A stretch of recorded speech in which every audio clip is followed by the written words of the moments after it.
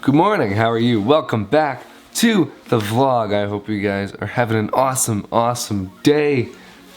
How was your Christmas? I just finished editing the Christmas vlog actually.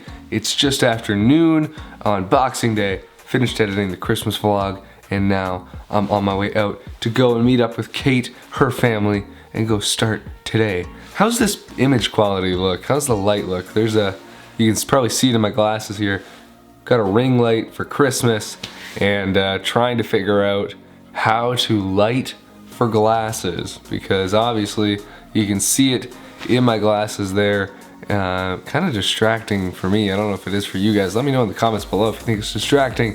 I don't know, it just looks a little bit nicer, which is cool. Today we got a couple things happening on the vlog and I wanted to run through them very quickly before we actually start the day. We're going to get some film for some film cameras. I've been talking about it before on the vlog. I want to shoot more film in 2020 and so getting ready for that. And recently I dug this little guy out of my parents' basement. This is the Kodak Brownie Starmite and been looking for film for that and a way to develop it. But also grabbed this out of the collection there, and this is a Polaroid SX-70 land camera. And I just want to show this to you guys here really fast. Look at this. Isn't that cool looking? So it works perfectly and it just needs some film. London Drugs has the film. I checked online this time instead of calling like with the Kodak and they told me they have it but they didn't. So we're gonna go pick up some film for this today and maybe go shoot some pictures on it. Haven't fully decided. It's a little bit expensive to shoot on a Polaroid SX-70, mainly because the cameras are expensive. These really are ridiculously expensive now. They used to retail back in 1972 for $180, which when you adjust for inflation today is actually about $1,000. And now they retail for about $600 Canadian. But this one is an original one that came out of a basement. And the film is expensive too. It is $30 for 8 frames, 8 shots. So that's pretty pricey. So we won't be shooting on this a whole ton in the vlog, but something fun to do, something new, something unique. And I'm just really excited to go test it out. So this is the Polaroid SX-70. We're gonna go grab some film. Look at this, it just folds up so sleek. Fits in your pocket, so it's kind of big. If you enjoy or you guys are interested in learning more about this camera, please let me know down below and I will do a full review of the Polaroid SX-70 land camera and kind of a how-to guide on how to shoot with it. Welcome back to the vlog. Hope you guys are excited. It's vlog 121. Let's go. So I may have made a tactical error here deciding to go shopping on Boxing Day at the mall. It's coming to London Drugs, I never have a problem finding parking. Today I couldn't find parking and there's people everywhere and I don't really like people or crowds all that much. Oh man, I'm really hoping that they still have film. So we're gonna run in, run out, get the Polaroid film. Man, what a dumb idea. If they have sales on cameras or drones, I can't buy any. Because I also just bought another film camera last night. It'll be here next week or the week after. You'll see it in a bit. But I can't buy any more cameras. Let's go brave the storm. All right, I got it. This is Polaroid SX-70 color instant film. And oh my gosh, the mall was insanely busy. And so I didn't bother filming. I ran in there, I grabbed the film. I actually grabbed 2 packs of film. Because they only had 2 left and they didn't know when they'd be getting more in. So grabbed the last 2, ran back out. I wanted to show you guys how the Polaroid SX-70 land camera works, how to load the film, quickly talk a little bit about it, and then hopefully we can go and shoot one photo with it today. That's kind of what my hope was. It's a little bit dark outside and this needs a lot of light to be able to take a picture. So we might be doing it inside, setting up a light, setting up a subject, and taking a picture with it that way, and making sure that it's gonna work, because I don't wanna waste any of these shots, because these are $27.99, so after tax, these come out to about $4 per picture. So obviously one of the big drawbacks that people have about shooting film again is the fact that it's expensive, and that is the case. It's quite costly, like I said, to be able to get into buying a film camera if you haven't got one, and then buying the film and processing it. So it's not something that I think people are going to get back into to do professionally or every single day, but definitely for just the art of it, it's something really cool to do. So let's quickly pull this camera out here. It has this nice leather pouch that it used to come with. And this is what you're looking at. This is the Polaroid SX-70 land camera. This is one of their higher end models when they came out with it. It didn't have a built-in integrated flash. It was more designed for professional photographers at the time, and had a lot of accessories that did come with it. To open it up, you've got these lines right here, and you're just gonna pop that up. It pops up the viewfinder, and then you pull a little bit more, and the whole camera unfolds just like that. Now, you see this little bracket here. Just push the front back a little bit, and this is gonna lock into place for you, and it supports the whole thing up. When you wanna go to close it again, you just push it forward and pull that back, and the whole thing collapses down. So now you've got your camera fully opened up and it's ready to go, and now when you're looking at it here on the front, we have this big red button. This is the shutter button here. You've got your lens, and this is your exposure value meter here, so you can actually change it with this little dial to be able to adjust it so that it is more overexposed or more underexposed for the image. This little slot right up here, this is actually where an external flash system would go, and you used to be able to buy them. They were a set of, I think it was 5 or 6 flash bulbs, and they would just slip in there. Now you can buy reusable ones from companies like Mint. They make them and they're battery operated, so you just plug it in there and then it'll run a flash as you're taking the pictures, which is really cool. On the side here, there's 2 little dots, and that's actually where you could plug in an external trigger system as another optional part of the accessories that used to come with this camera. So this is really cool. It's a rangefinder focus, which means that if you, can we set it up to, can you see through here? There's me. You might be able to see it, but there's a little circle with a line through it. Do you see it there in the middle?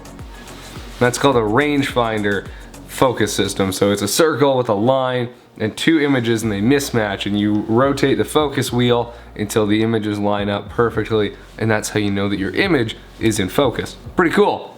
So to load the film up, there's this little tab right here on the side with the yellow sticker on it. You depress that, and then your film door pops open just like that. And now on the inside, this is where we're gonna stick our film pack and our battery pack. So let's get that opened up here. And that's this one here. So it's gonna come inside the box in a silver little bag like this to keep any possible light out, but it's okay, you can open it up. Now here we have, this is the Polaroid pack. Now in here we have 8 frames because you only get 8 shots with this camera. Originally you used to get 10, now it's only 8 on the new film, and it also has a battery in here that's going to power the camera. I love this, when life gives you lemons. That's quite funny. So this top part here, this is called a dark slide. This is keeping all of the light off of the frames so it doesn't expose the images before you want to shoot the picture. And this will automatically eject when you plug it into the camera. So we're gonna open it up here again, pressing down on this little yellow tab. Your film door pops open there. And we see here it says insert this side up, arrow facing to the back. So we're gonna just slide this in. Here we go, is nothing. Make sure it's depressed all the way in. It can't go any farther. And now,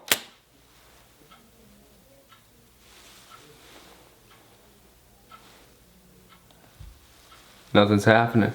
Uh-oh. Technical difficulties.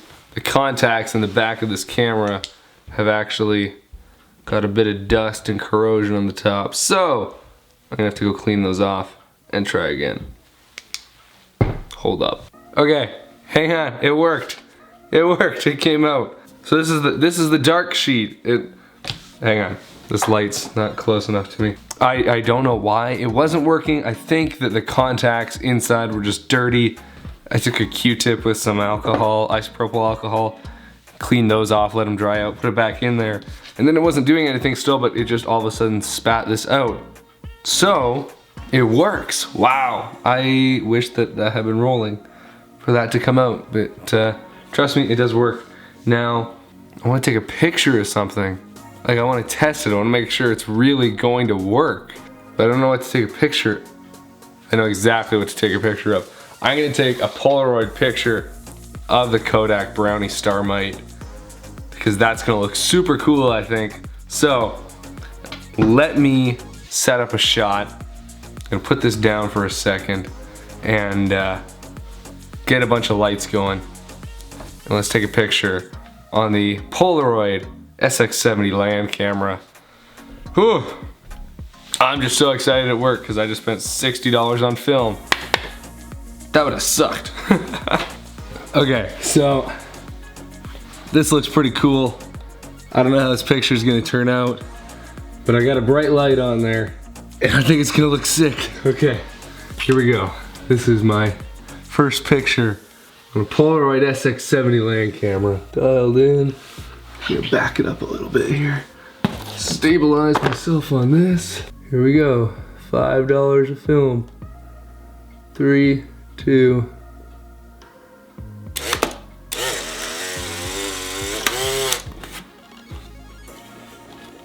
There it is. First picture. Okay. I'll lay that down for a sec. Polaroid film, new Polaroid film to be specific, needs to be covered for 6 minutes when it's color. I think it's 30 seconds for black and white, but color film needs to be away from the light for 6 minutes to develop. So what I've done is I actually put it back inside the Polaroid case, and I'm gonna leave it there for the 6 minutes, then take it out, and then leave it for another 5 minutes or so, and we'll see how this picture turned out. What a cool sound. Like, it's just, man, that was so cool to take that shot. And I really hope it turned out okay. I did notice a little spot on the film, on the frame as it came out. I'm wondering if there might be something inside the camera that made a mark on it. But that's just part of the fun for me. That's part of the aesthetic. It's old, it's analog, it's just, I know, it's not supposed to be perfect. It's just supposed to be fun. Yeah. I'm gonna put my lights away and all that fun stuff while this finishes developing, and then in one moment here, we'll see what this picture looks like. I'm so excited. All right, hang on. Okay, so the timer went off. It's still developing, so bear with me here. It's gonna be developing still for like the next 5 minutes or so, but that's it. That's cool. I'm impressed. It's maybe a bit overexposed. That's okay. Those lights were pretty bright. It may take some tweaking for me to just figure out how to adjust for exposure. It's just like light and dark, so we'll figure it out. But that's cool. So this is my first Polaroid picture that I've ever actually taken. I'm impressed. It's pretty slick. A little bit blurry. I think I shook when I took it, but for the first one, that's not half bad. I'm pretty excited about that. I'm gonna let that finish developing here. Tell me what you think down in the comments below. Polaroids, yay or nay? Let's go. Okay, so I did a bit more research and figured out why this photograph came out a bit overexposed and a little bit blurry. Now, I'm not overly concerned about the fact that it came out overexposed or blurry, mainly because I think it still looks pretty cool. I don't know why. It's aesthetically pleasing to look at. And also, this is the first photograph I've ever actually taken on film. I've taken tons of video and photos on digital cameras, but for film, this is the first one that I've ever done. So I wasn't expecting it to be good, but I wanted to figure out why did it come out the way that it did, and how do I make sure that it doesn't come out like that in the future. And I learned a few things, so I thought I'd share them with you quickly. And like I said, we'll do a full overview of this camera and shooting with it in the future once I'm more familiar with it, if that's something that people are interested in.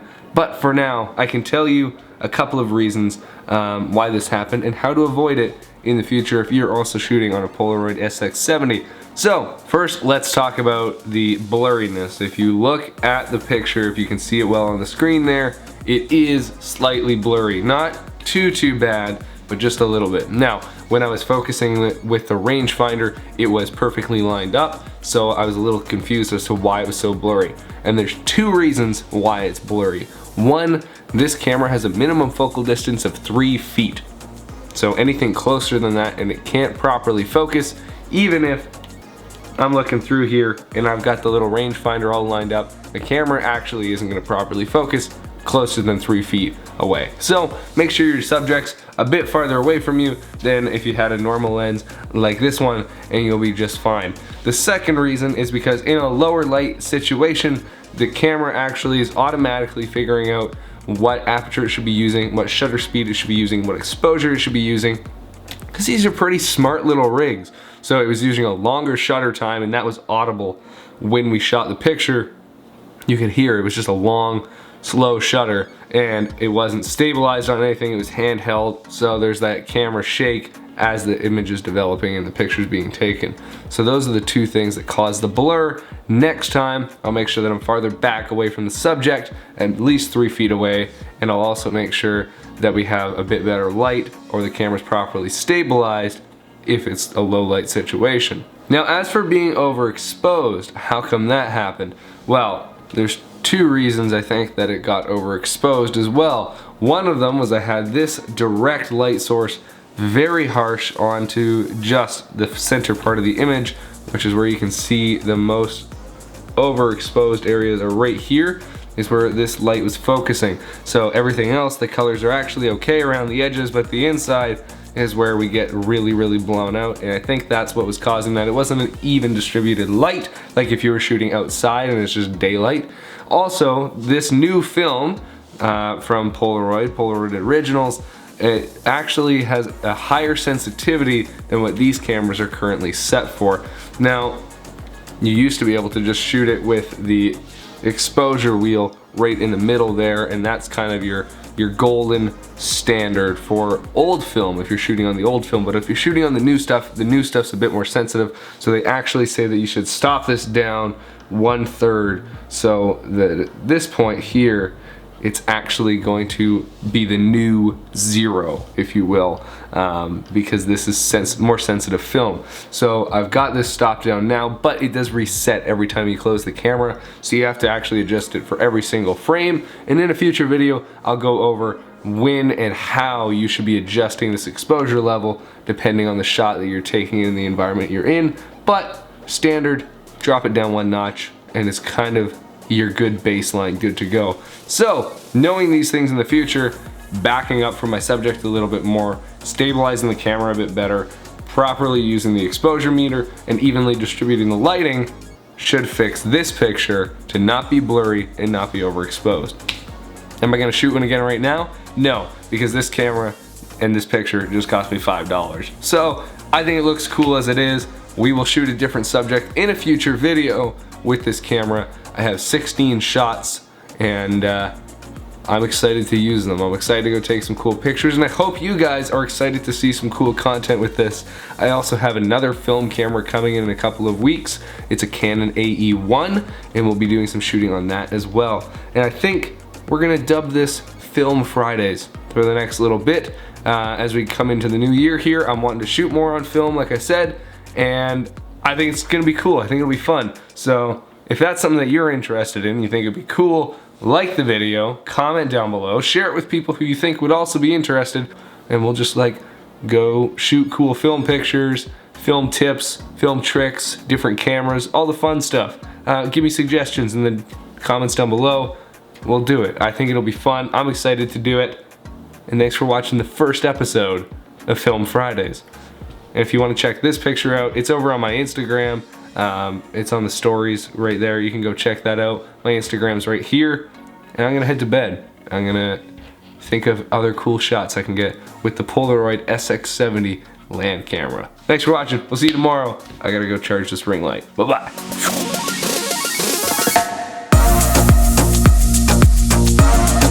Alright, maybe we have to press the button. Does it not work? Why is it not working?